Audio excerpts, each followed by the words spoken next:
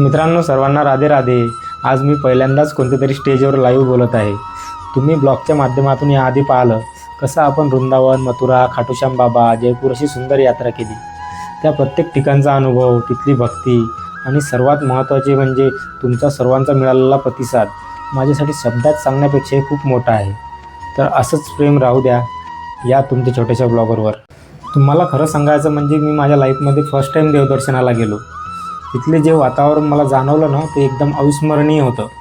असं नाही की मी आधी कधीच देवदर्शनाला गेलो नव्हतो.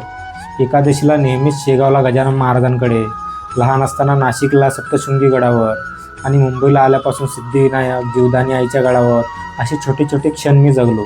पण यावेळेस 6 दिवस फक्त त्याच भक्तीच्या वातावरणात राहून एक वेगळीच फिलिंग येत होती.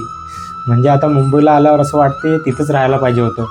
वृंदावनचे ते दिवस कंटिन्यू तोंडातून राधे राधे निघत होतं. प्रत्येक येणारा जाणारा राधे राधे बोलत होता आणि ते ऐकून जे भारी वाटायचं ना, की शब्दात सांगता येणार नाही.